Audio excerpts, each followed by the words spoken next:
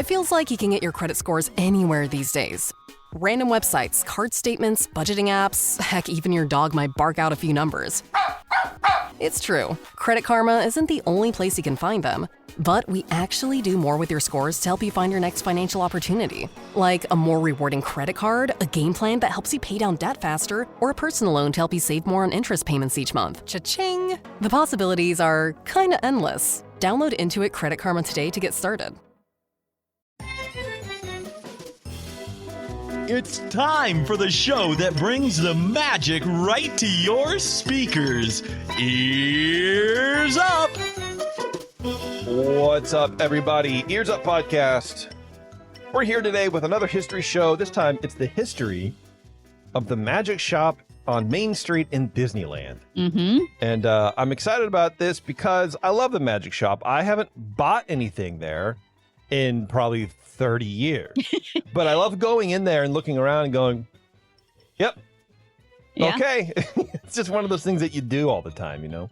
Well, it's a unique store to Disneyland. Like, not many places have a magic shop. That's true. And there's a reason for that.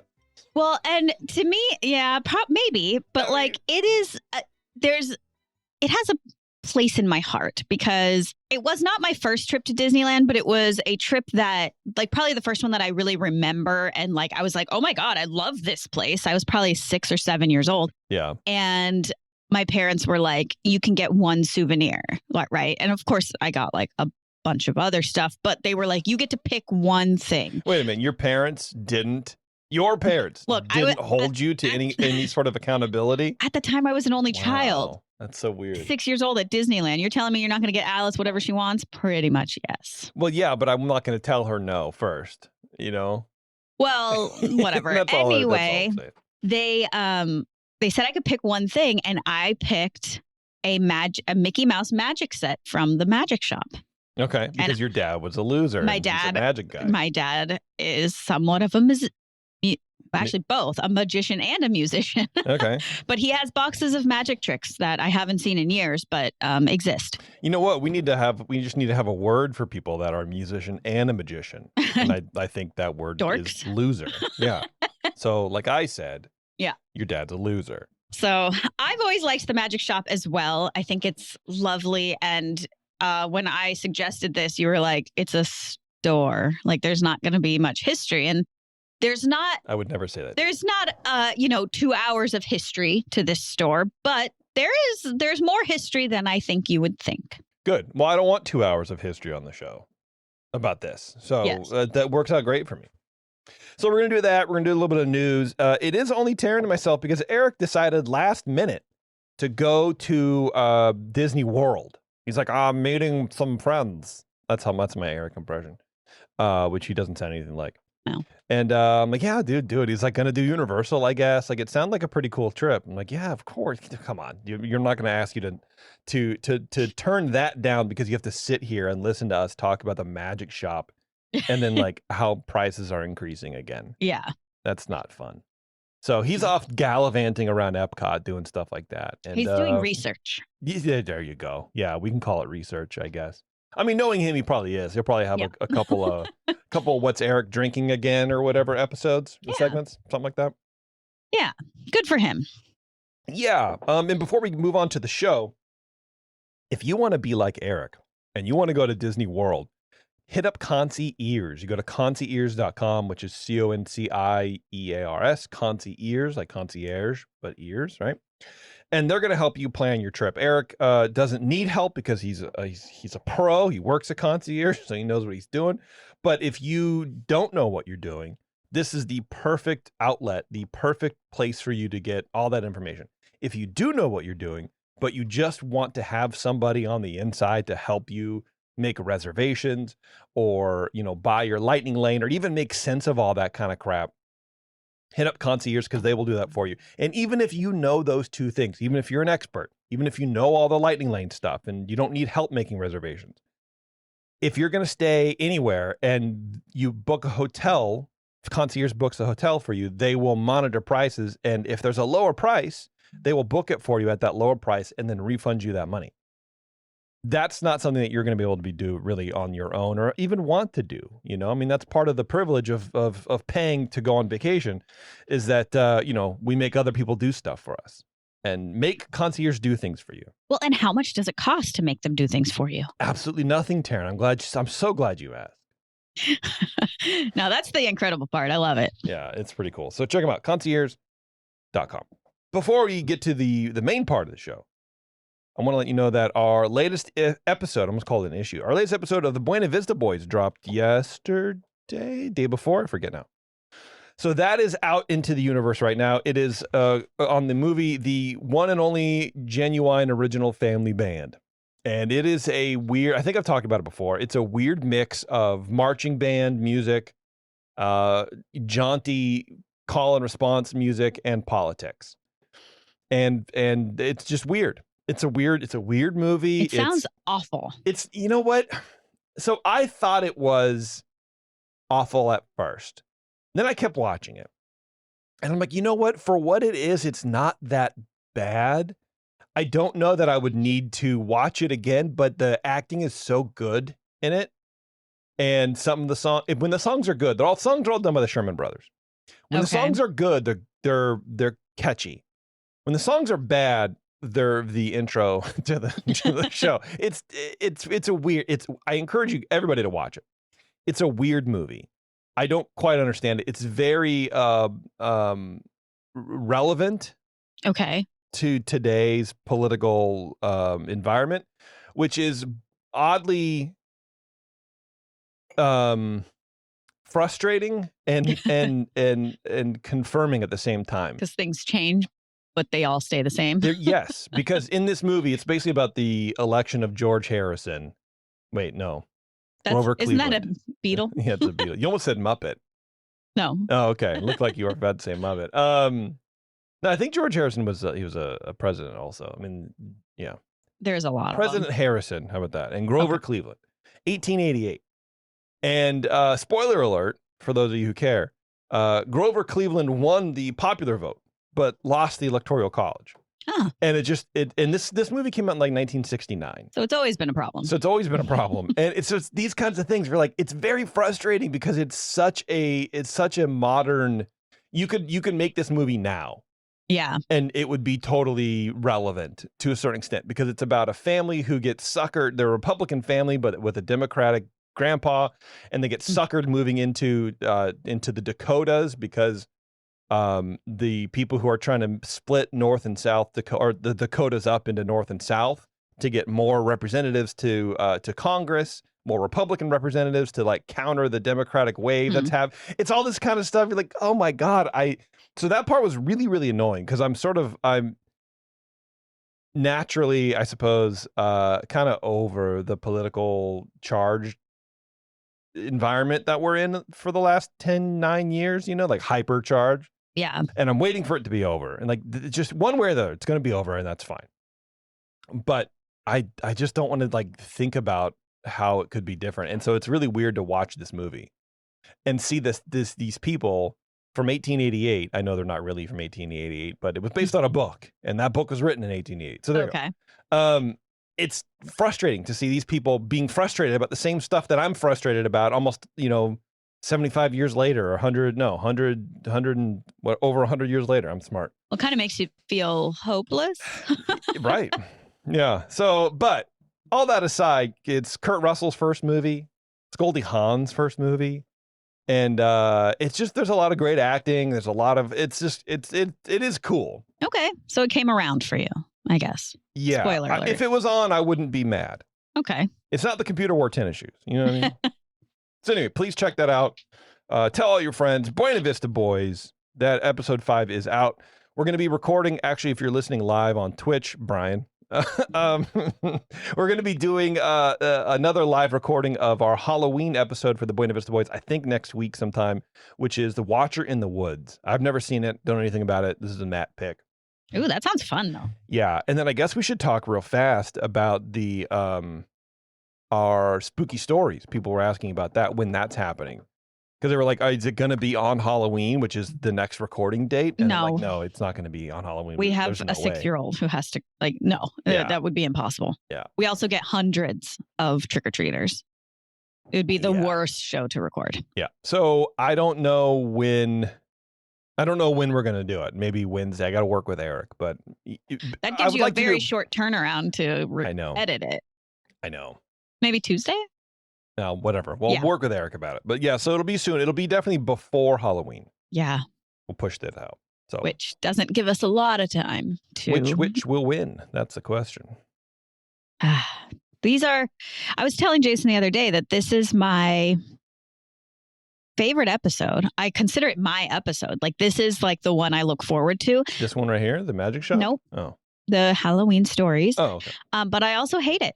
It's a lot of pressure, and I wish that I didn't care so much. I wish that I cared less, but I don't. Yeah. And I want to make it perfect. And it takes me several days to write these stories.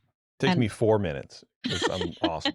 You know what would be fun? Like if we were better writers, if you were a better writer. Speak for yourself. If Eric was a better writer, I would just like get prompts from people and then have... and then use those and be like, dish out the prompts. Like, okay, here's your story. Write a story about it. That would probably be easier, honestly. I will do that for you. No, I already have. I have my idea. Okay, we'll see. I already have my characters. I just haven't written anything. All right, great. Well, that sounds good to me. All right, Taren. Well, let's go ahead and let's dig into the history of the Magic Shop on Main Street, Disneyland. One of the best places to go. All right. Well, just to correct you a bit, just to start off. While this is the history of the Magic Shop on Main Street, there is also a whole other part of it that is not on Main Street. So we will go into that. But to start off, we are all consumers here, right? If you go to Disneyland, absolutely, right. It's a safe bet that you're a consumer of some kind. I love buying stuff. Yes, you certainly do. Yeah. So as you walk down Main Street and you're kind of peering into the shops, you mostly see a lot of the same merchandise, right? And as a Disneyland consumer, you know that if you specifically want a hat, you're going to go into the Mad Hatter's shop. Or if you're looking for music, you could go into the music shop. And if you want a hat and music and a sweatshirt and a coffee mug, you might go into the Emporium.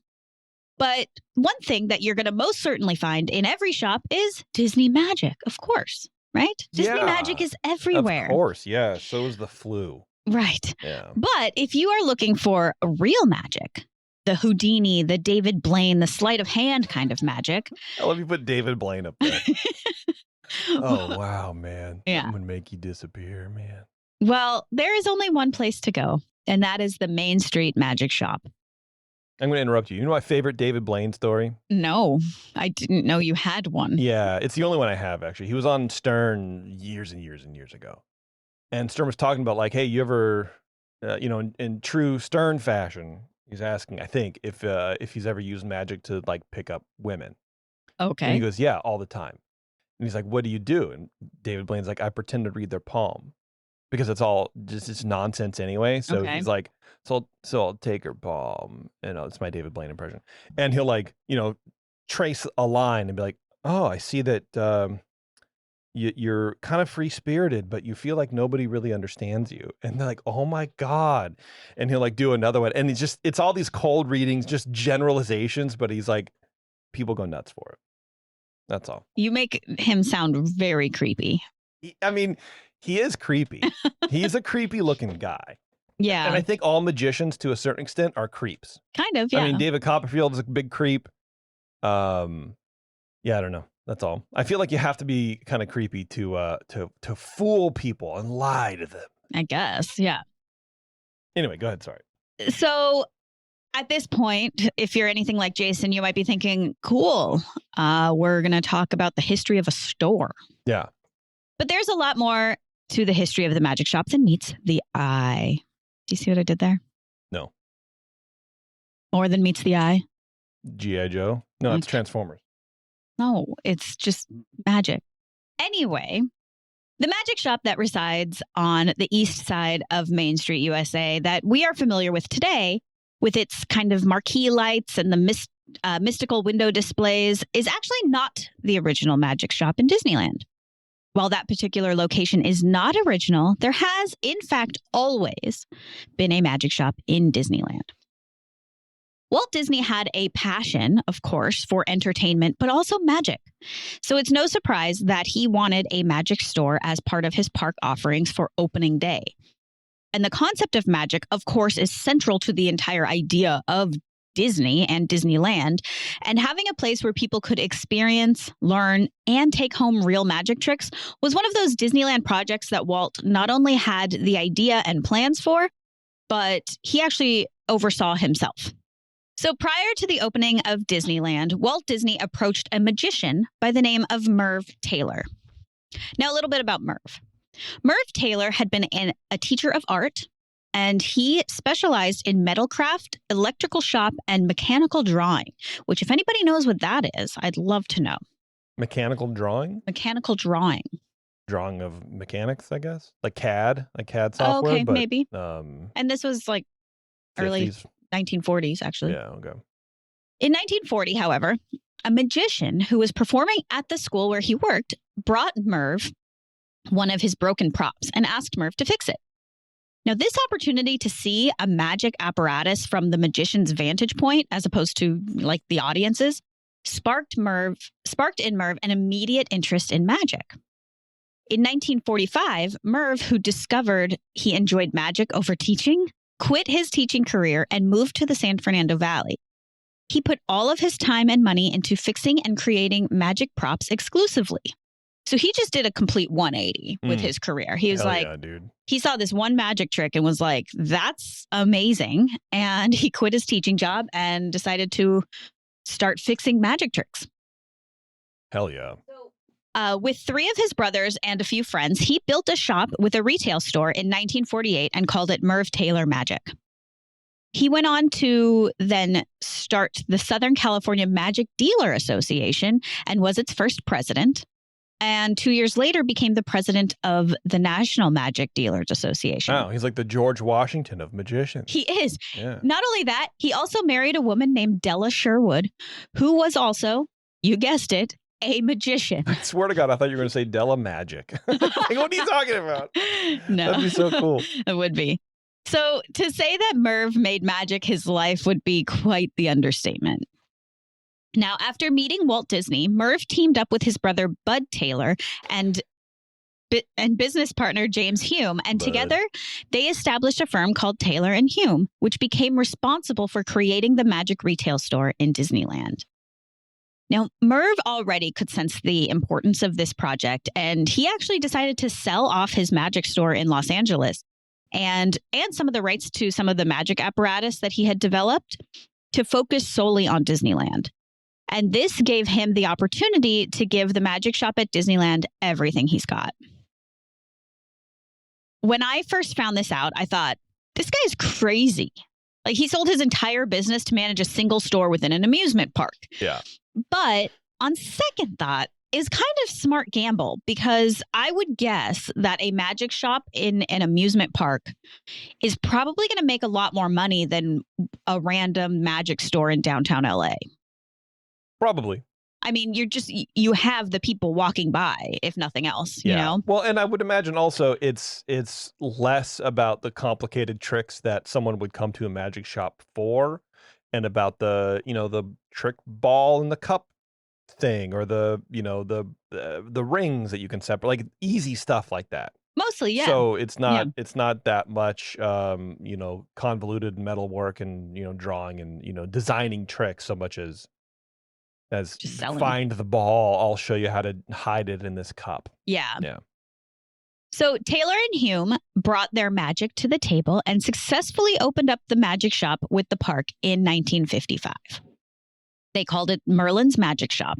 And this was a small store with kind of a castle-like stone facade, just like the castle. And this was located to the right after you walk through the castle into Fantasyland.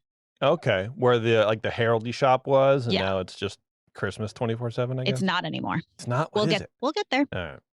This store was, of course, filled with a collection of beginner tricks and gags, but it was also a true magic retail store that professionals would also shop in.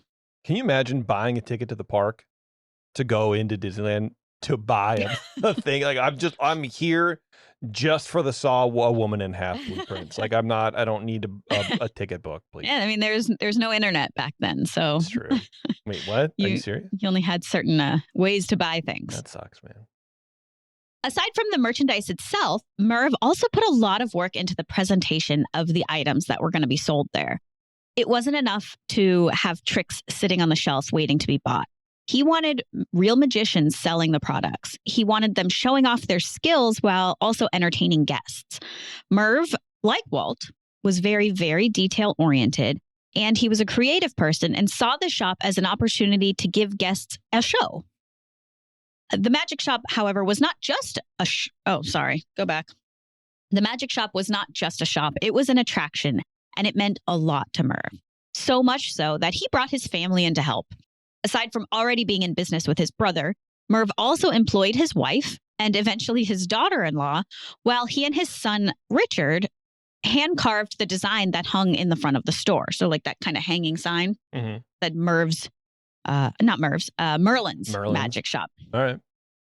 So the mesmerizing collection of tricks and gags, all of which could be demonstrated live by Magic Shop employees, Merlin's Magic Shop quickly became a must-visit shop at Disneyland. And this beloved Magic Shop was an instant hit and actually a really big part of the overall Disney charm that made the park a global phenomenon. Yeah, I get that. This shop and its details and its entertainment factor was one of the things that really set Disneyland apart from other theme parks of its time. So it was kind of a big deal. It's also funny that like this man could make so much. He could make a living on running the shop, so much so that his wife worked there, his kid worked there, his daughter-in-law worked there. Yeah. Can you imagine? Like nowadays, you could maybe have one person working there, like managing the shop. And I'm sure, it was a little bit more because, he's a magician and he has experience and it's his shop and whatever. But I don't know. I would love to know the deal about that, where it's like, is he paying Walt to have it in? Is Walt paying him a salary on top of what he makes from the shop, or what the contract was there? Because there's no way you could do that now. Yeah. Well, this might open up your world a little bit. Oh no! All right. Where was I? Sounds painful. No. One thing that most of us probably have heard before is that Steve Martin worked at Merlin's Magic Shop in Fantasyland. I have heard this. And he worked there from 1955 to 1958. He was a teenager, and so this was, of course, during the very early years of his comedy career. And as a magic demonstrator at the shop, Steve Martin would practice his comedy materials while showing basic magic tricks and practical joke items to the guests. It was here that he actually discovered his trademark arrow through the head gag that would later become a signature part of his stand-up comedy. I think we can all picture that. Maybe not the younger kids, but yeah, the arrow through the head thing. Yeah. Speaking of Steve Martin, I read this delightful story on Daveland about Steve Martin and the Magic Shop sign that Merv and his son made. So Dave from Daveland was in the middle of writing an article about Merv's Magic Shop. And at some point, as we all do, he took a break to go and look at eBay to look for anything rare, vintage Disneyland stuff. Sure. We've all done it at some point, I'm sure. Yeah. And he just happens upon the original Merlin's Magic Shop sign. Wow. And because he's actively writing this article, he has several photos of the sign in his possession, and he very quickly determines that this is definitely authentic.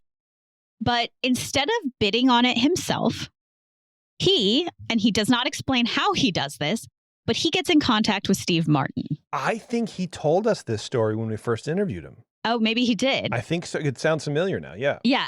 And so he let Steve know that this sign was for sale, and Steve jumps at it and he's like, yes, Absolutely, I want dude. it. Yeah. But Steve is in New York and the sign's in California, and they didn't want to ship it because they didn't want it to get messed up. Yeah. And so Dave from Daveland, he offers to pick it up for Steve and drop it off with Steve's assistant. And he didn't say how long of a drive this was, but this wasn't 5 minutes away. No, of this course was not. multiple hour drive. Yeah. So Steve Martin. Flight of the moon for that man. well, true. Yeah. But also, my thought when reading this was like, why didn't Steve's assistant just go do it? But Right. whatever. Yeah. Good for Dave. If it were me, I would offer. Well, maybe that's why. Yeah. You know what I mean? Yeah. Allow me to do this. Yeah. Because I already have the link. It's already here. You know what I mean? And knowing Dave, I'm sure that's what it was. Like, absolutely. This is an dude. opportunity. Yeah. Well, and it really To was. meet Steve Martin's assistant. Well, yeah, but it gets even, well, maybe not better, but Yeah, it can't get better than that. Steve Martin's assistant. It's pretty cool, man. well, when Dave got there to pick up the sign, it turns out that it was Merv's daughter-in-law, Helen, who was selling it. Oh, wow. So he got to meet Helen Taylor, and he said that she was lovely. And then he got to deliver that sign to Steve Martin. And there's two things that I just love about this story. The first is that Dave is a boss. I mean, there's no other way to describe it. Mhm. He's just a complete boss. But two, I love that the sign has been kept in the family. That it went on eBay and somehow Steve Martin bought it. Yeah. And so it's still kind of in that Disneyland family. It went to somebody who truly cares about it. And For sure. I think that's cool. Yeah, I think too many times maybe a lot of people who buy these things are just like, I'm going to sit on it and sell it. It's an investment. Yeah. You know, it's also kind of fun. But Sure, yeah. I think for the most part, it's an investment. So, Steve's not going to try to flip that, Right. Maybe exactly. when he dies. He was excited to have it. Yeah, absolutely, dude. So I just thought that was a very cute story about this is. particular sign. So as a result of the store's massive success, another magic shop was opened on Main Street, USA, just a couple of years later in 1957. So by 1957, Disneyland had 2 magic shops. The Main Street Magic Shop, which was also owned and managed by Taylor and Hume, replaced the Wonderland Music Shop and offered a similar experience and selection to the items as the shop in Fantasyland. Now, additionally, Taylor and Hume owned and operated a pharmacy and a camera shop at the Disneyland Hotel.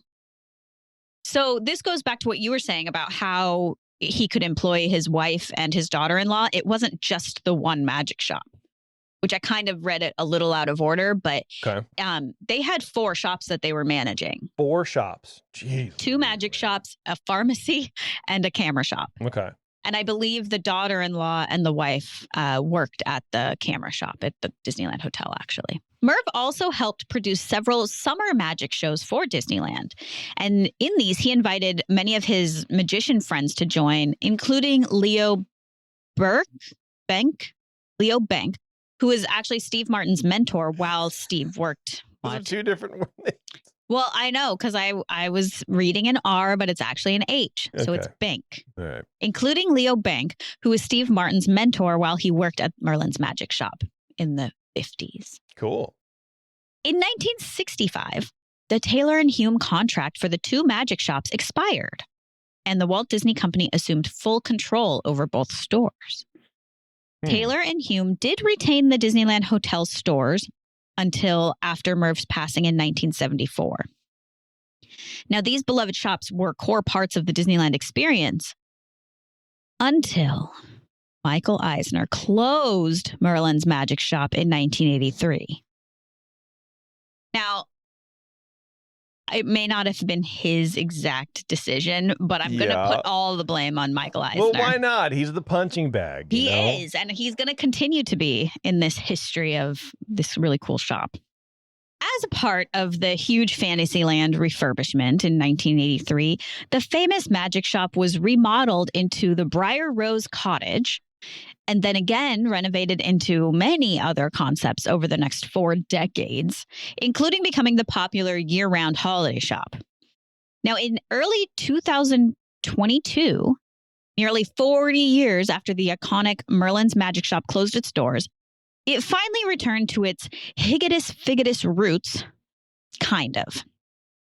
The original location of the Fantasyland shop was rebranded to Merlin's. Okay, this is going to be hard for me because I don't even know how to say this. Merlin's Marvelous Miscellany. Merlin's Marvelous Miscellany. Okay. That's the name of the store. Miscellany? Miscellany. Yeah. Right. And this was in March 2022. Guests can now find a variety of kind of wizardy type souvenirs in the magic themed, but not magic trick gift shop. So for this rebrand, there are no magic tricks or magicians, but the name of the store and the sign kind of give a nod to its opening day predecessor. So they're like nodding to it, but it's not at all the same, if that makes sense. Okay. Now back to the Main Street Magic Shop. This thankfully stayed open following the closure of Merlin's Magic Shop. However, as the years passed, it slowly drifted away from being a true brick-and-mortar magic store where real magicians might go to buy real magic tricks. In the 90s, under the direction of Michael Eisner, the Main Street Magic Shop became just another ordinary Disney gift shop, selling a few small tricks, but mostly just generic Disney souvenirs. Hell yeah, dude. I love that. Do you? Yeah. Yeah, just take the magic out of it. Well, it just sets us up for the modern era. This is sort of like what we were talking about with the movie for the Buena Vista Boys. We're just complaining about the same stuff. Oh, you know I what I mean? guess. Everything's the same in Disneyland. I guess. So this unfortunately lasted for years. And in an odd yet very Eisner-y way, Disney decided to bring the magic in the magic shop, but on TV. In the late 1990s, between shows on the Disney Channel, they would play this like set of commercials, and it was like a 30-minute collection of like Disney stuff. And it wasn't commercials for Twix or Doritos. It was like a short from The Vault, or there were these little skits or music videos, things like that. Yeah. And they called this kind of like a commercial break. And one of these was a segment called Disney Magic Shop. And the opening shot of the Disney Magic Shop focused on two kids walking down Main Street, and they're walking into the Main Street Magic Shop. And so they show like the marquee, and then they show them walking into the store, and then you're kind of at the POV of the kids. And then you're standing in front of this magician, and he shows you this magic trick that you can do at home with things from around your house.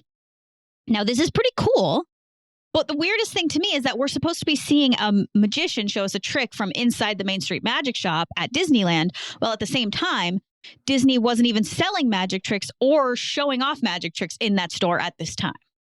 So that in and of itself is like a bait and switch. That is, man. I'd be so mad about that. I know. Got to be mad about lots of things, and that's one of them. In 2009, the Houdini's Magic Shop purchased the rights to serve as the private operator of this retail outlet. The Houdini's Magic brand had been running magic shops since 1983 and immediately worked to transform the iconic Main Street USA location back to a true magic shop again. Professional and beginner magic tricks were brought back, as well as live magic demonstrations.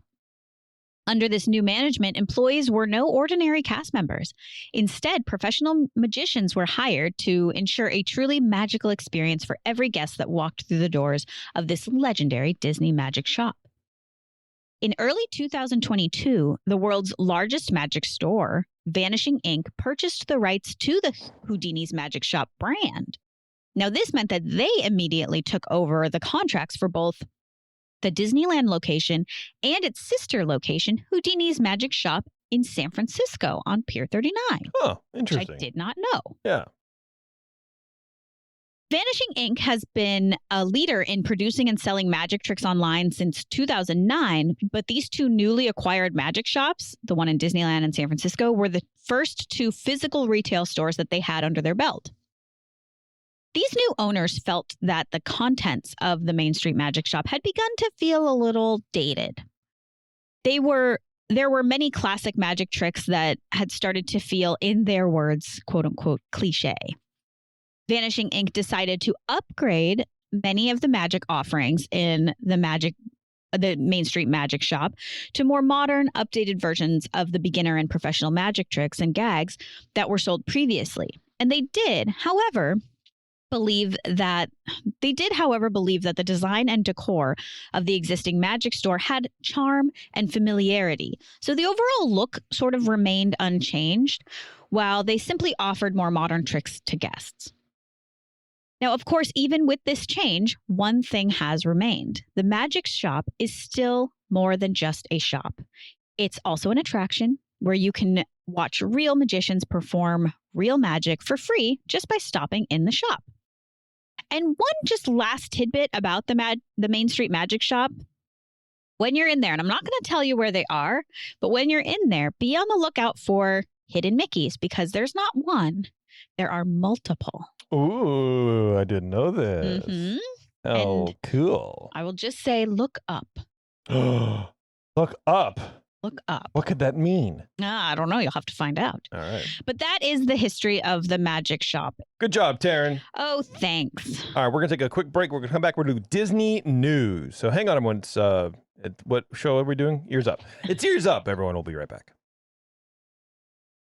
When you need mealtime inspiration, it's worth shopping Kroger for thousands of appetizing ingredients that inspire countless mouthwatering meals. And no matter what tasty choice you make, you'll enjoy our everyday low prices. Plus, extra ways to save, like digital coupons worth over $600 each week and up to $1 off per gallon at the pump with points. So you can get big flavors and big savings.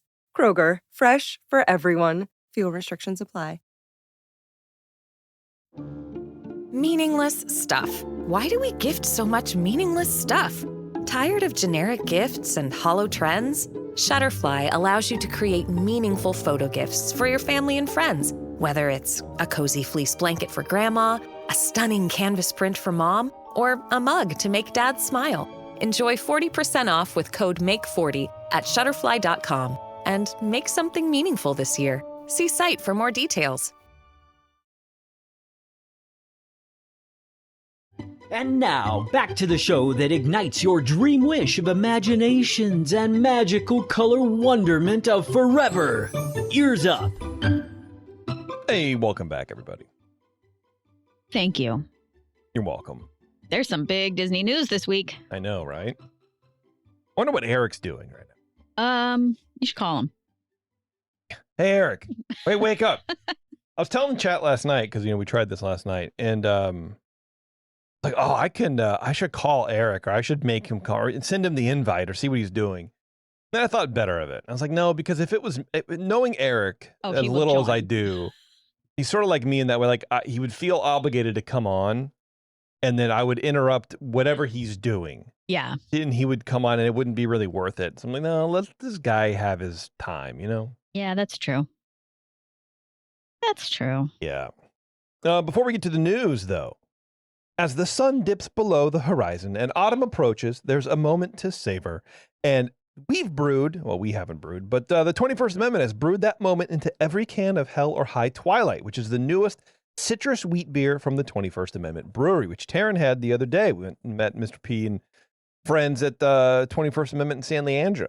Yes, that was very fun. It's a good beer. Mm-hmm. I thought it was going to be like a kind of an American wit beer thing, but it wasn't. It was just more orange, like sweet orange peel forward. It was good. Yeah, I had two of them. Very refreshing.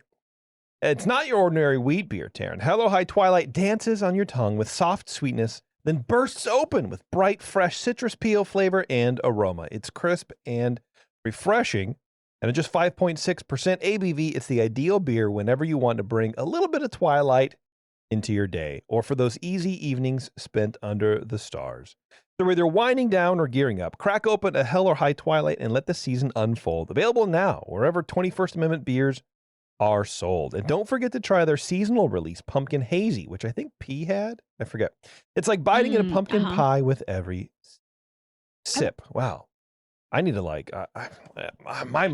need microphone lessons. Go. I know. Here we go. Well, this is the problem. Is that I mutter too much, and then my mic cuts off because my noise gate kicks in, and I don't like that. But then when I go back to edit, I can hear myself in your microphone because I'm having a friggin' shout. Okay. It sucks. I hate it. I'm sorry. I know, it's fine though.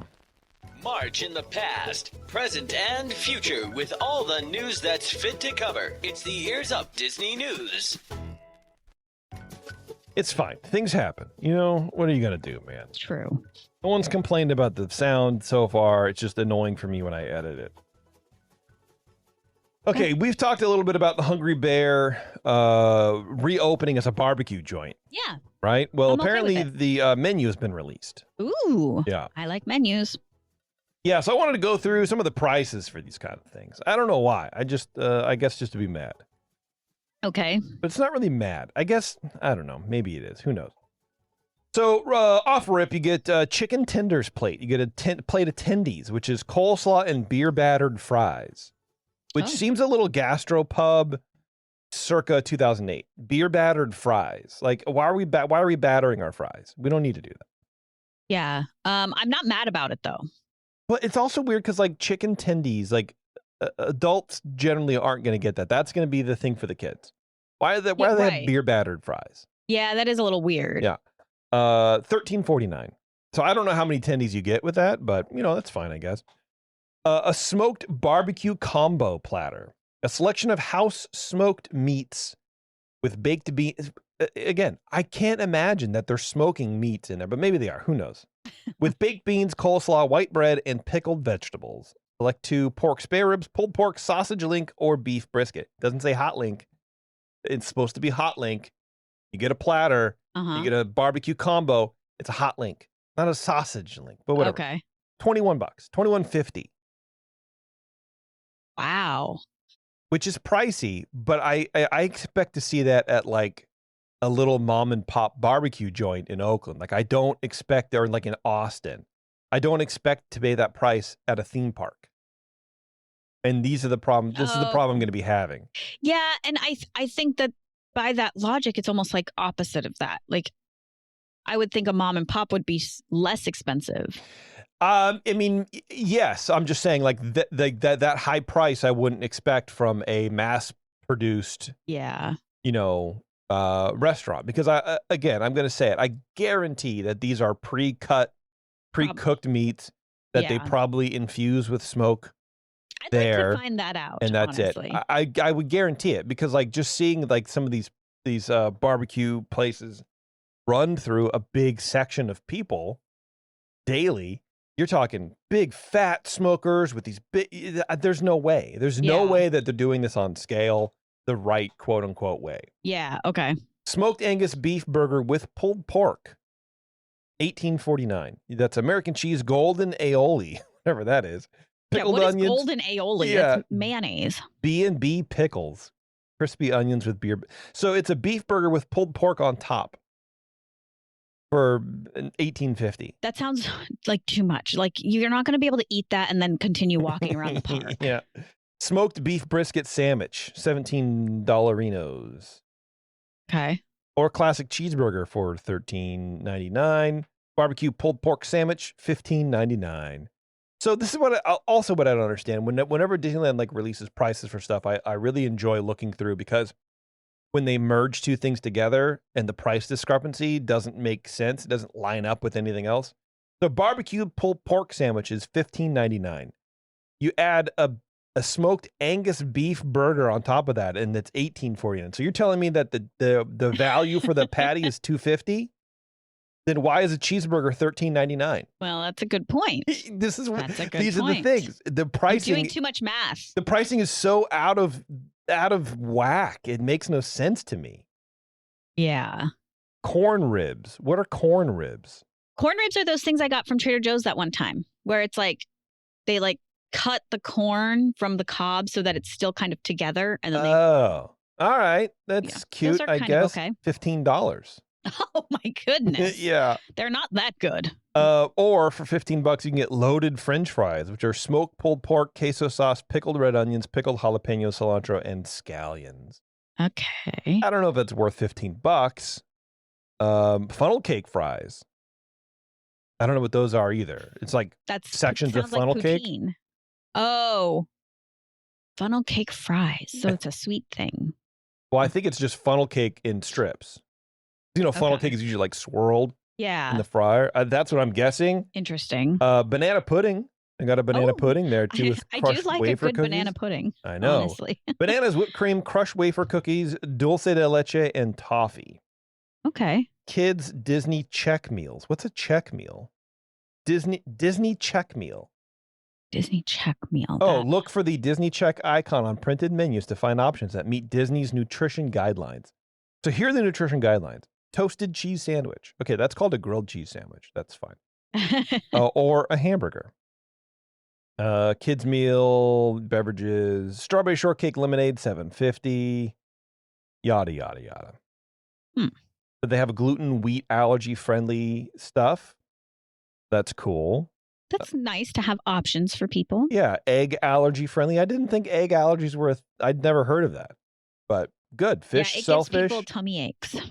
Yeah, I get that. Milk allergy-friendly. Wow, there's a lot of allergy-friendly. So there you go. If you have kids or if you have yourself dietary restrictions, dude, check this place out. Soy allergy-friendly. Sesame allergy-friendly. Really? That's crazy, dude. Yeah. So good on them. I like that. That's cool. You got to have some options. Yeah.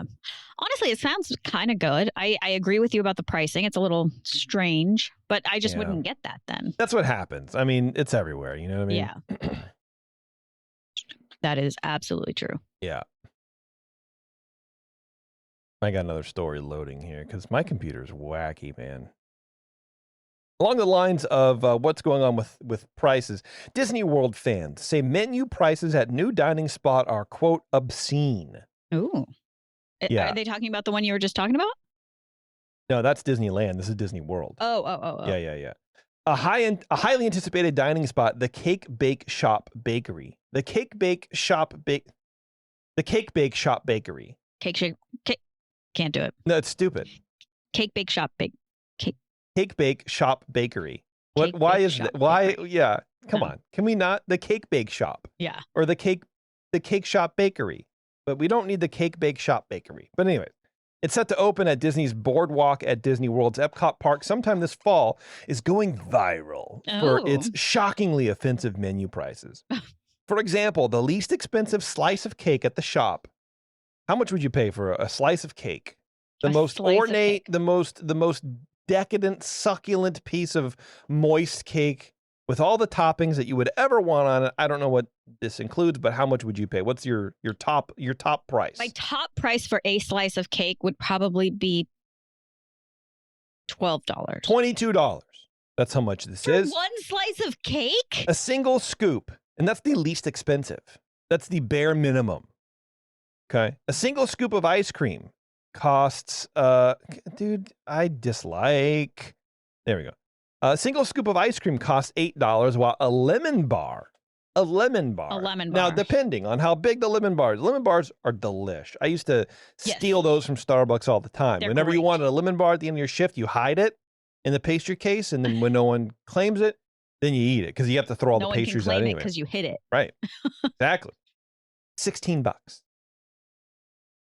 That is way too much. It doesn't even matter how big the lemon bar is. That is too much for a lemon bar. There needs to be a lemon tray at that point. Yes. Yeah. Yes. If guests want to wash all that food down with a refreshing Coca-Cola, okay, $8. $8 for a Coca-Cola? $8. That costs them like 10 cents. Yeah. Oh, wow.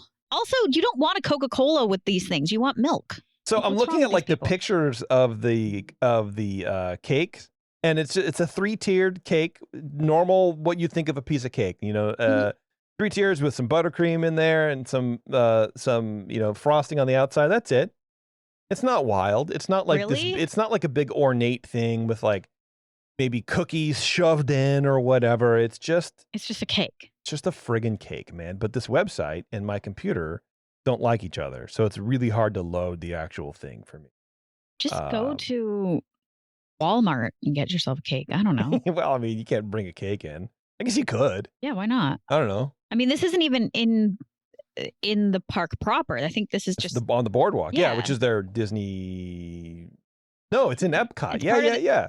No, it's part of the resort. The boardwalk is like where that hotel is and stuff. It's not. Oh, then why did they say it was Epcot? Oh, maybe it is. I don't know. I don't know either. I unfortunately I can't see because for some reason this stuff does not like me. Disney's Boardwalk. Does the chat know? I can't flip back. Yeah, Disney's Boardwalk is where that hotel is. Like this is where Jeremy goes to that dance thing and stuff. I thought that was in the park, but Mm-mm. okay. Well, there you go, man. What do I know? Bring your own cake. Yeah, which set to open at Disney's Boardwalk at Disney World's Epcot. So I don't know. That's what the street is saying. I don't know enough about Disney World to know. Taren will figure it out. I'm on the case. But I'm trying to bring up like a photo of this stuff, man. Twitter is just not. I don't know. Maybe it's my computer. Doesn't work.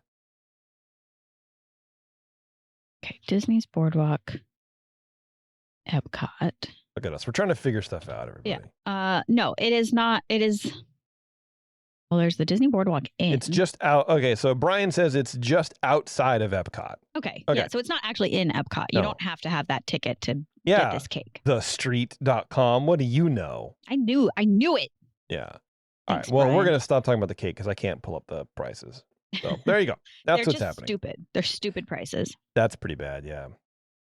Let's save that because it's more pricing thing. That's more price. Actually, we have a lot of pricing news to cover. Here, let's do this one.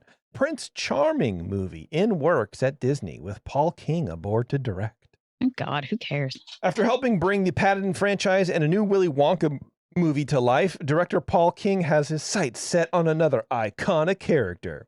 Sources tell Deadline that King has come on to direct a new Prince Charming movie at Disney. Yeah. Sorry, but you know who doesn't need a movie? Paul King, I don't know who that is, but the director that I just read about. No, I know. Yeah, okay. I know what you just said, Oh, but okay. I don't know who that is. All right. No, white men. They don't need a movie about themselves. I Like don't that know, is man. not Maybe. a necessary thing that I don't know, needs to happen. Terrifier is pretty good. While plot details are unknown, the Prince Charming character has many origins throughout literature, but when it comes to Disney, is usually linked to the character that becomes the love interest of many of the Disney princesses. While many have linked him to classic animated picks like Sleeping Beauty and Snow White, his true origin is in Cinderella, where Cinderella's actual love interest is Prince Charming. For the film project, insiders do add that the film will not specifically be linked to Cinderella. The film seems to fall right in line with King's wheelhouse. Paddington, whatever, who cares? Oh, Paddington in Peru is coming up soon. So there's that. There's gonna be a third Paddington Bear series. Or whatever. And he did the most recent Wonka with Timothée Chalamet, which apparently grossed $634 million worldwide. I had no idea. Wow. I just thought that's kind of like a flop, because no one talks about it. Yeah, all I ever heard was that they picked the wrong guy to play. Not that he did bad, but like the guy from The Bear just looks exactly like, what's his name? Yeah. Gene. Reading the comments, and someone says, Paddington was good, but Wonka was terrible. This could go either way. Mm. Apparently people have been waiting for this forever. Because it's like an on-again, off-again project. So apparently it's on again. Okay. Yeah. Well, good for them. Yeah, I guess. I mean, I don't know. Why not, hit back at the woke mind virus, Yeah, apparently. Like, I just don't think that's necessary. I have zero interest. I have no cares at all. Yeah, for and I Prince guess Charming. part of the problem is I didn't care about Maleficent either. So for me, I don't really care about anybody. But at least with Maleficent, you get an idea of why she is evil, right? Prince Charming is the only story is that his dad wants him to get married and he's not quite ready. Yeah, but I guess to bear that logic out, then why isn't he ready? Why doesn't he want to get married? It's like, why is Maleficent evil? I don't know, just cause. Yeah, Who cares? it's just a more exciting I don't care why. Yeah. So it's the same. For me, it's the same thing. That's why I don't care about Prince Charming movie, because I don't care about backstories about anyone. If you do a movie, I don't want a second movie to be a backstory about why that character exists. I want to be in the middle of a story, you get out, and then I can make up reasons why that character is weird, or scary, or sad, or happy, or whatever. That's the way I like to work. I don't need to see backstory movie. You know what I mean? Yeah. No, I understand. But I don't think that we ever get away from backstory because they don't have original content. So that is the only original content, is going back to these stories and digging deeper. I agree. And so I guess my point is that Of all the characters in Cinderella, that is not the character that I think anybody cares about his backstory. I Like agree. Gus, do Gus. I'd rather know about. Don't worry. that In little- 100 years, they will. It's Don't true. worry. I mean, look, I'm not saying you're wrong. I agree. I don't Yeah. know why they're doing a Prince Charming movie, but apparently 5 people on that comment on thedeadline.com Yeah. have been waiting for this. Oh boy. Yeah. One of Walt Disney World's beloved attractions in Magic Kingdom Park will be temporarily closing starting in January 2025 for refurbishment. Oh, they're going to turn it into sherbet. Yeah. Big Thunder Mountain Railroad will temporarily close for refurbishment on January 6th, 2025, and will reopen with a little bit of new magic in 2026. Oh, It's going to be closed for over a year. that's wild. What are they going to do? And what is this new magic? What are you talking about? Yeah, I don't know, man. Most of the refurbishment work for the thrill ride will be behind the scenes updates that won't be noticeable to guests. Disney World rides regularly undergo refurbishment, blah, blah, blah. But a year-long refurb, to me, Yeah. something's wrong, or I wonder if it's, I don't know. Maybe it's, far out, right? But like maybe it's hurricane related, where like, okay, we're probably going to be seeing more of these friggin' hurricanes because of climate change. So maybe we need to like reinforce it. You know how they do earthquake Oh, reinforcement out here for that yeah. tall building? So maybe, I don't know. For some reason, I thought that we were talking about Disneyland. So Disney World, yeah, I feel like that makes sense. It's only getting worse. Agreed. You know what? If you're in LA, which P is, but I don't know if it's happening this weekend or not. Okay, here we go. Anyway, I'll summarize this, I guess. This week in West Hollywood, Song World Art House. P, you should go to this. The show, there's an art show dubbed Crump's The Lost Exhibition, is curated by Rolly's son Christopher, who followed in his father's footsteps for work at Walt Disney Imagineering. The Lost Exhibition will draw heavily on Rolly Crump's late 1950s and early 1960s work, specifically his series of folk house-inspired rock and roll style posters. The event is open to the public Friday through Sunday, and the gallery is near the original location of one of Crump's old hangs, Folk Club The Unicorn. That sounds fun. A poster Crump drew for the venue will be a centerpiece of the exhibit. Christopher cites the freewheeling nature of the 1950s folk scene as a large influence on his father's art, which had the sort of bold colors and intricate line-heavy works one sees in a tattoo parlor. Other posters show off Crump's acidic yet silly sense of humor, such as what he called his dopers, that is, art humorously celebrated drugs in the style of Beat Generation barroom posters.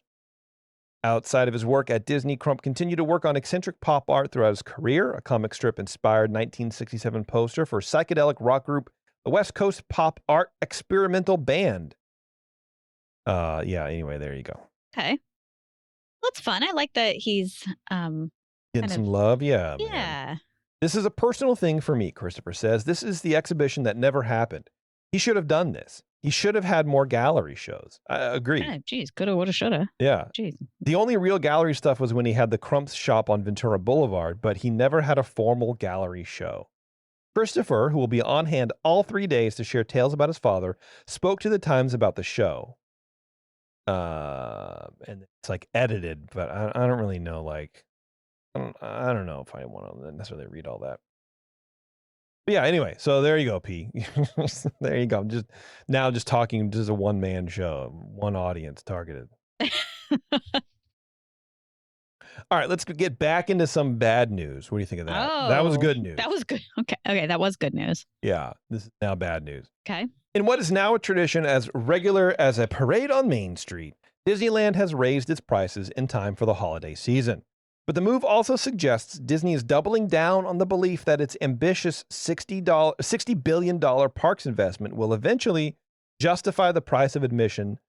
While Florida's Walt Disney World upped its base ticket price earlier this year, the original Anaheim location opted to keep its lowest tier single-day, single-park ticket at $104 for the 6th year in a row. Okay. The catch is that those Tier 0 tickets are only available for a fraction of the year, as last week, Oh, no, excuse me. As in 2025, so far, there are only 34 days on the calendar set for the 104 ticket price. There's only how many? 34 Okay. set for this year, for this coming year. Look, it's more than 0.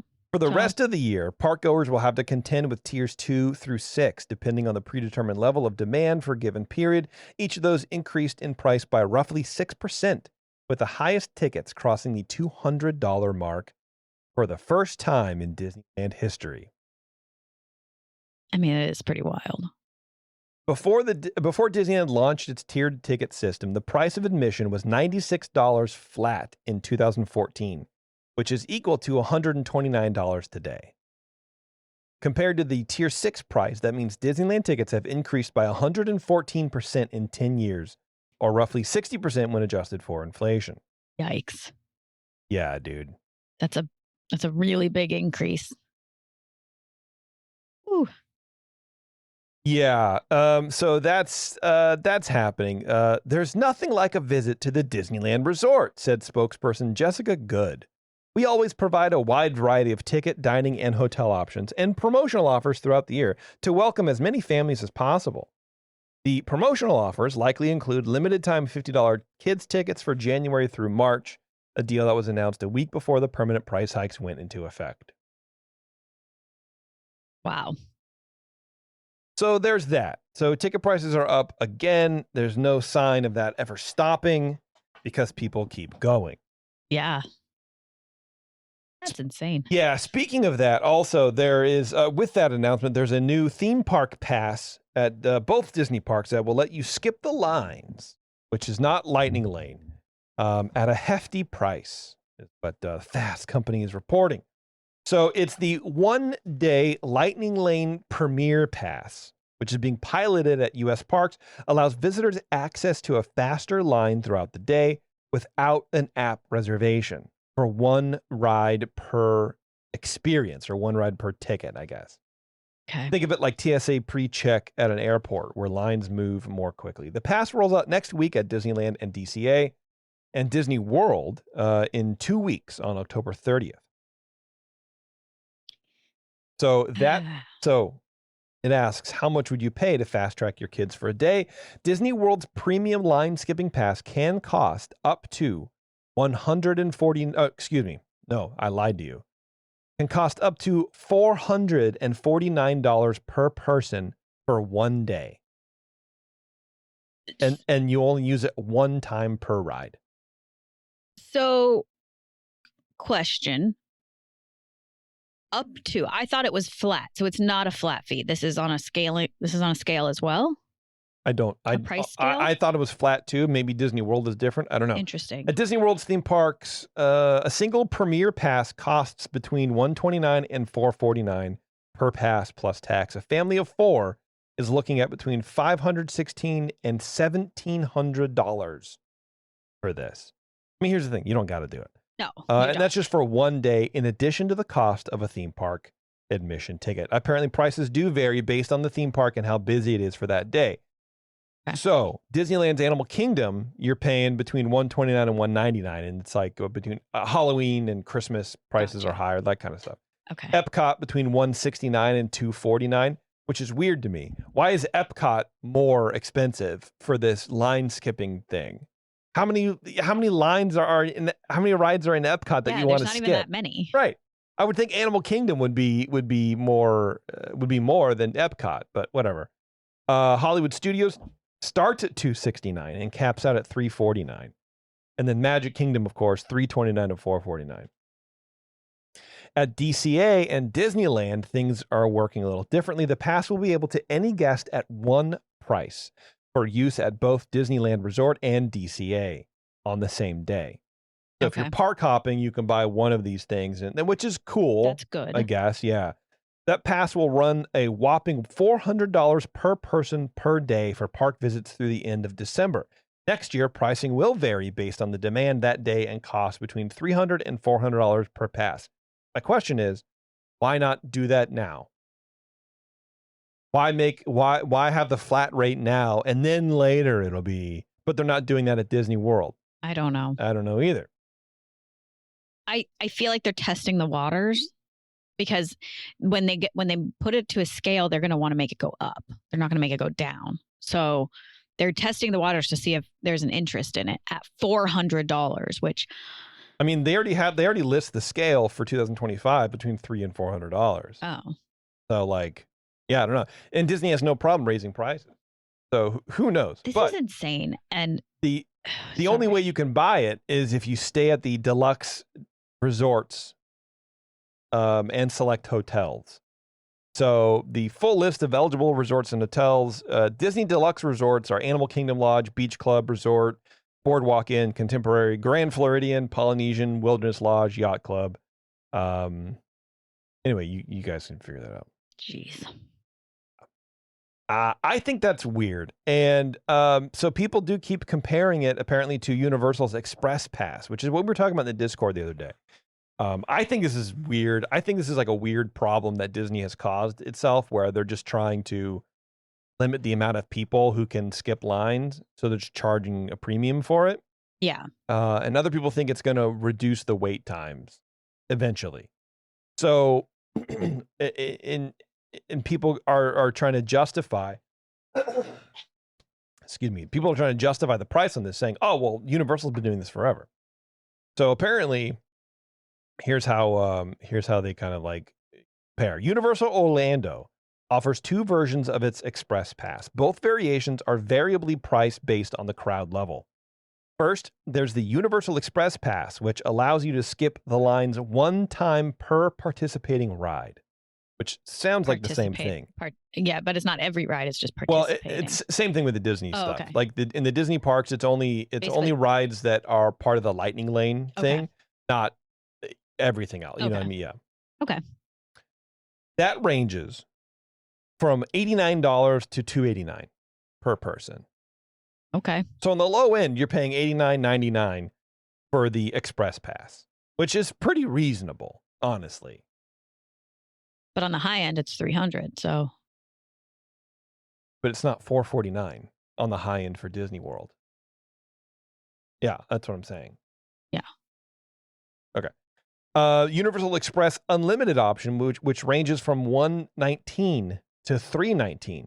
This pricier version allows unlimited skips of the line at participating rides. If you're staying at one of the Universal Orlando's premier tier resorts, like the Hard Rock or whatever, you'll be given complimentary use of the Express Pass lines as part of your stay. Wow. That is, I mean, That's great. That pays for your friggin' hotel room, probably. Or whatever. You know what I mean? That's wild, dude. If you want to use your Express Pass at both parks, expect those prices to increase. Yeah, blah, blah, blah. But that's the comparison where people are like, oh, well, Universal's been doing this forever. Yeah, but it's a better value. Right. And theirs is unlimited. And that just made me think, like, for $400, why isn't it just unlimited? Like, people would just abuse the hell out of it, I think. But who cares? Who is abusing it? Because who has $400 on top of $200 extra to do this per person? $600 for one day? Like, who has that kind of money? Like, no, people can't abuse it. And like, that's the thing that I've been seeing about this is like, there's already a separation of like class at Disneyland. Yeah, it's a caste system for sure. And like, this just makes it so much more at the forefront. Like, to me, this is just crazy. Like, who has that kind of money? Not me. That's for sure, man. We can't even afford park tickets, much less Lightning Lane tickets. You know what I mean? And much less this. I do also wonder if this is really just geared to Disney adults. Because what family of four can even come close to affording this? Maybe a couple mid-20-somethings that work in Silicon Valley could afford this. I don't know. Yeah. So for me, it was more of like, what problem does this solve? Yeah. This doesn't solve a problem other than a way to get $400 per person from people. And so the argument is that it's going to reduce wait times. No. Because people are going to be doing this instead of buying the Lightning Lane, which when you have a Lightning Lane, you make a reservation, and the reservation's like a ghost you in that line. So if you don't have a reservation for these lines, let's say there's 50 reservations for rides, that's going to lower the wait time because there's not a holding place for you. So the wait time will be reduced because there's not a pretend person in line that's saving your spot. But it doesn't make any sense because when you go to the front of the line, I have this pass, then you're just going to go in anyway. So it's going to kind of back everything up. You're pushing everybody back. So I talked to my buddy, former Imagineer who's been on the show, Kyle, which maybe I'm not supposed to say his name anymore. But anyway, he's excited for the changes, and he gave me some points. Okay. That I don't trust. Not because I don't trust Kyle, but like I don't think he's right. I don't know. Okay. And everyone in Discord's like, "You're wrong, Jason." And I'm like, "No, you guys are wrong." Okay. So he says, all rides have a peak amount of time that people are willing to wait for, no matter how busy the park is. For Indy, that's like 60 minutes. For Pirates, that's 45. It doesn't matter if every other ride in the park is light or busy. Everyone wants to get on Indy, and in general, they're only willing to wait 60 minutes. Otherwise, it's not worth it, and they'd just rather go home or go on something else. I agree with that. We've been saying that since 2013. Yeah. For sure. That's personally, I don't want to wait for anything over half an hour, depending on what it is. Indy, I'll wait for. Pirates, I'm not going to wait. Yeah. Half an hour? No, I'm not doing that. I'm going to go Mansion, yes. That's it. Everything else, maybe Big Thunder. That's it. I'll figure something else out. Thank you very much. I'll go buy a Matterhorn macaroon. On the other hand, any type of front of the line pass, Fast Pass, Genie, or this new Premier Pass works by essentially body doubling a person. There's a ghost of that person waiting in line with everybody else while the actual person goes and does something else. In addition to the guests that have the pass, this pushes guests who would otherwise be in line to other venues. And because of this, things like Mr. Toad gets a 40-minute line instead of a 20-minute line. So you effectively have two people in line. Yeah, I could see that. I could see that too. And that was the problem. I mean, when he came on to talk about Fast Passes that one time and why they're bad, that's essentially the same thing too. It is. It's a different reservation. So you can get on, you can pull your Fast Pass for Indy and you can go on Small World.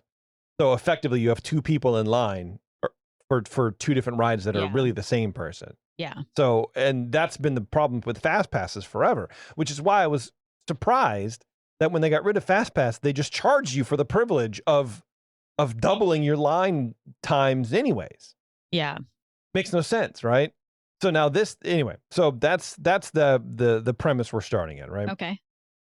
By moving to Premier and increasing the price threshold, they're going to end up doing several things. One, it will make the Fast Pass experience better. You no longer have to book Fast Passes. There's no longer not a guarantee for what you pay for.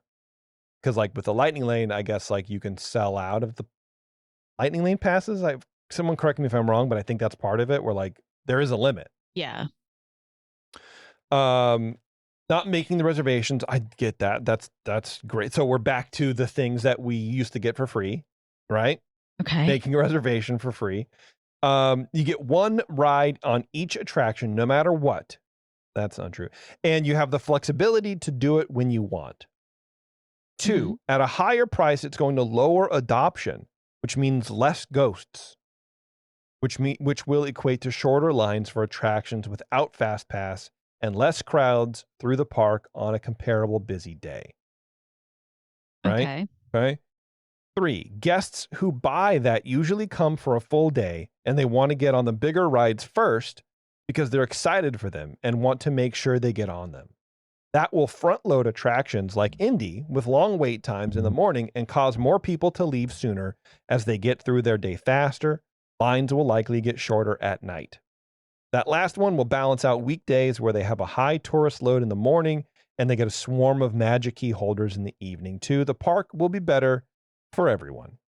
And to all of that wall of text, I wrote back, I'm a good friend.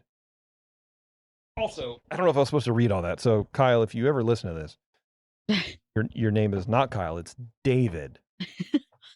I'm sorry. So I posted on Discord and like, I think Marie called me out. She's like, okay, well now are you on board with this? And I said, no, because I don't think he's correct because it's a limited amount of people and they don't say how many how many people can buy the pass. They don't put like, oh, there's only 400 available. Like there's I don't think there's going to be enough available or enough of an adoption of it to make a noticeable difference on the crowd sizes. I totally agree with that. The thing that is missing from Kyle's whole rant is who is buying this. That all of his points are based on the idea that a lot of people are going to use this system. And I do not think a lot of people will. I think the same amount of people that will use this are the people who get a VIP experience. And that is not very many. Yeah, the VIP experience specifically to skip 7 lines or whatever. Yeah, it's that same group of people. It's not, it's going to be, it's very wealthy people. Like normal ass people, oopsies. Normal people are not going to. I'm leaving that in. Okay, great. Normal people are not going to be purchasing $400 tickets. Also, it makes me mad, and just on principle, that the charge for skipping a line is more than the cost of getting into the park. It should be less. Well, at some point, it's 4 times as expensive? It's insane. That is not okay to me. But. No. I think that, there used to be a time before FastPass when you just had to deal with your life. Yeah.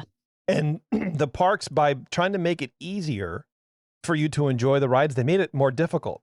But they can't backtrack on that because people adopted it and they think it's better, but they don't truly understand the math about how that works. Yeah. So you can't remove it because people are going to be so pissed because they think that you're removing something that benefits them, but it doesn't. Actually, it actually harms the whole entire experience for everybody.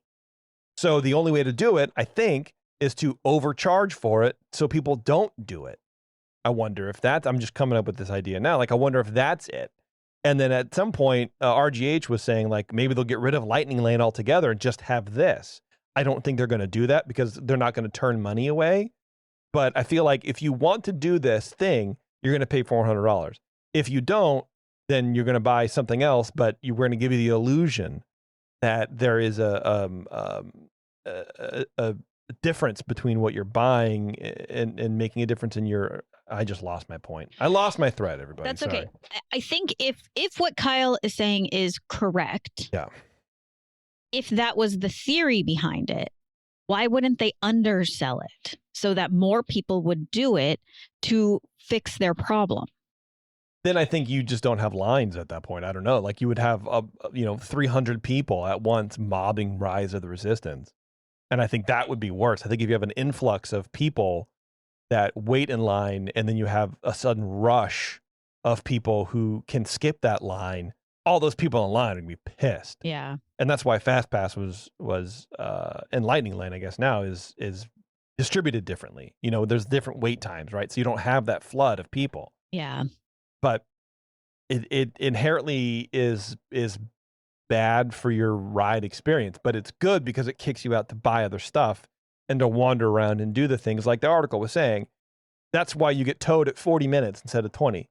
No one inherently really loves Toad. No. It's cool and it's like a nostalgia thing, and the queue is cool and the building is cool and like whatever.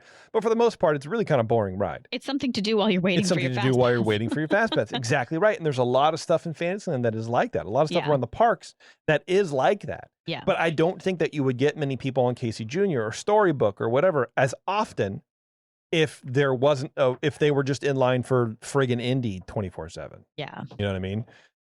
So I don't know, but the point to me is interesting where it's going to front load the big rides, and then I don't know, and then it's going to be less rides at the end. It doesn't make any sense to me. I don't know. We'll find out, man. We'll find out. The bummer is Disneyland doesn't report their numbers. No, don't ever really know. But if we get reports of people saying, "Oh, it's fine," whatever. Yeah. I can't read that article because you had to be subscribed. Okay, let's do 2 things and then we're leaving. Okay. Number 1, there's already snow on top of the castle at Disneyland. That's too early. It's too early. It's not even Halloween. I think last week it went up. Also, it's 80 degrees. Like, Yeah, you're not fooling anybody. it's not okay. That's too early. Well, I mean, I guess, yeah, and the only thing I think of is in Hogsmeade and Universal in LA, there's snow on the roofs all the Yeah, but time. that's always there. Yeah. I know, but still kind of Well, yeah, and interesting. that's why I like the. But this is yeah. too early. Yeah, and I remember going there for the first time. I was like, this is uncomfortable for me. Yeah. Because you see the snow, but it's just You're wearing a tank top. it's weird. Yeah. Yeah, snow this early on the castle, too early. Too early. Too much. We haven't celebrated Halloween. We haven't even done fall yet. No, like Can we enjoy fall for a second? Can't. Um. That's too much. Okay, and speaking of price increases, Disney geez. Plus is getting another price increase. Didn't they just price increase? Yeah, $20 a year last year, and that's what it is again. And then like plus tax, it ends up being like $30. $30 a year, $30 more a year. Disney hiked the prices of its various subscription plans on Thursday, highlighting a trend that's gained traction over the past year as media companies focus on improving profitability. Disney first announced the price hikes in August, revealing increases across its various Disney Plus and Hulu plans, with these changes set to take effect alongside the Disney Plus debut of Marvel's Agatha All Along. Whatever, who cares? Most plans will see subscription costs rise by $1 to $2 per month. Hulu Live TV plans will see more sizable increases, rising by $6 a month. Yada, yada, yada. I sort of understand the live going up. Like, that makes more sense to me. If you want to guess. watch TV live, like you're paying for cable. Like, I get that. But honestly, I don't remember the last time we even opened the Disney Plus app. Like, that's going. I want to get rid of it. I want to get rid of all three of them. We don't watch anything on them. All three. What's the third? ESPN. Oh, yeah. Never. I mean, because it's just a opened that. bundle. I mean, so the Yeah, bundle yeah. is always cheaper. Or Yeah. not always, but it's cheaper in this case for now. Yeah. But I could do away with all three of those things and to figure something else out to watch. But that's Right. just me. Yeah. Every time we've taken a price increase, this is from Iger. Every time we've taken a price increase, That doesn't even make sense. that's very passive language, Bob. We've had only modest churn from that. Right. Churn meaning turnover, meaning Right. people leaving, Yeah. right? Nothing that we would consider significant.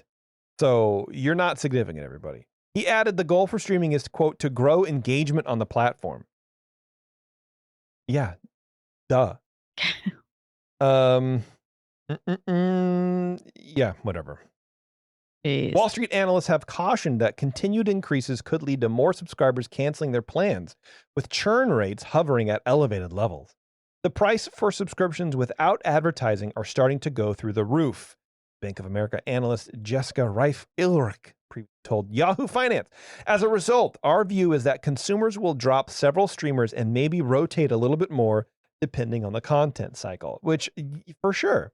Yeah. I mean, there's no reason to the only reason we have Peacock subscription is so I can watch soccer. Yeah. Once that's done, I forget to cancel it. So I got to set like a reminder. But same thing with Paramount Plus. Big Brother's over. Yeah. I know they have the Champions League on there, but we can just subscribe for a month while the Champions League cycle is on, and then we just turn it off, and that's Yeah. it. Like, it's not a big. Oh, it's too much. It's Yeah. too much. To combat fickle consumers, apparently like us, competing platforms are now bundling their services together. There's more strength together. Whatever, dude. Anyway, that's happening. Yeah. I don't like it.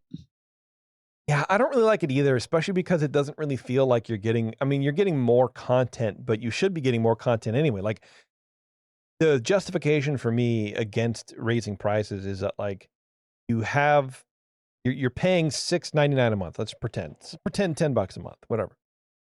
And then you pay for that content, right? Like, people use they need to raise prices. Let me explain myself. They need to raise prices so they can have more of a budget to produce more shows. Right. Where did that money go already? Where's the $10 a month that you're paying go? You're paying monthly. You're not just paying once and go, okay, I can watch Agatha all along now. My money is paying for the budget for that show. But what happens if that show's already done? Yeah. Then you pay another $10 and you're not getting anything new. And you're paying another $10. You're not getting anything new. So what are you paying for?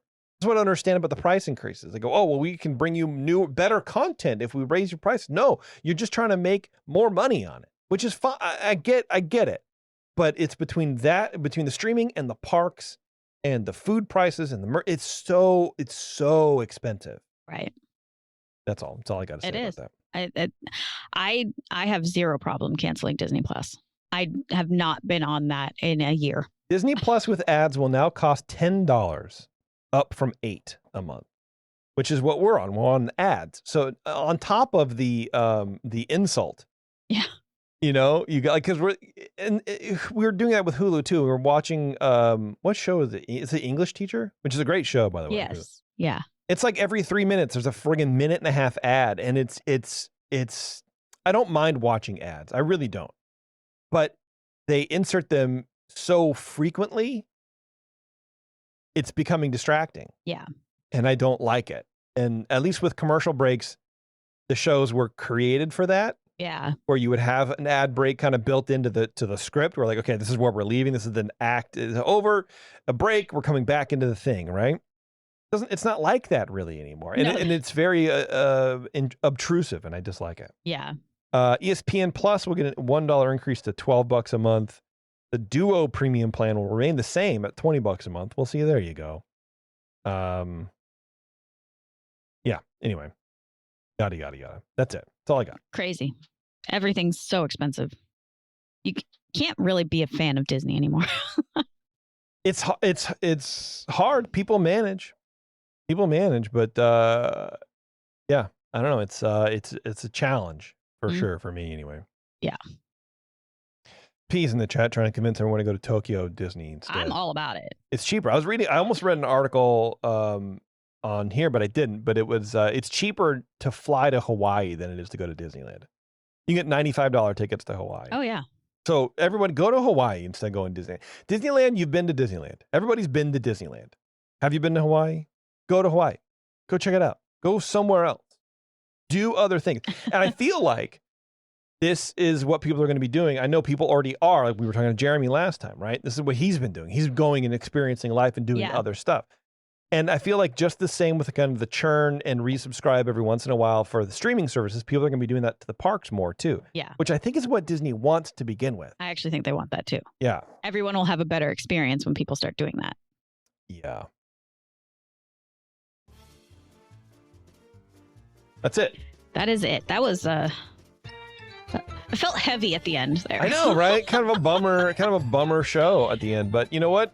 Look, it's the reality. I'm not going to there's plenty of other podcasts out there who like talk about, oh my God, the sparkles on the cement were so beautiful. I cried. Yeah. I literally was crying. And then Goofy came out. I was literally screaming. I love Goofy.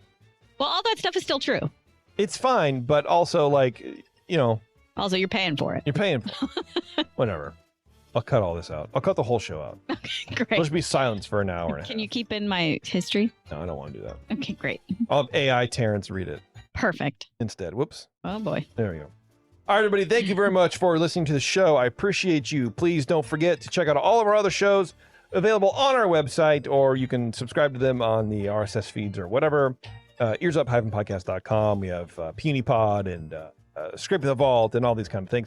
Also, please don't forget the Buena Vista Boys. Listen to the Buena Vista Boys, brand new show, episode 5 just came out. It's fun time. You're going to love it. I'm going to love it. And also, at the end, I don't know if anybody has caught this yet, but I put a little audio gem at the end of every show related to the movie. So, you know, I mean, I actually just started doing that, but still. It's fun. Check it out. Listen to it. All right. Bye, guys. Appreciate it. Until next time, we'll see you in the parking lot of the parks, because whatever.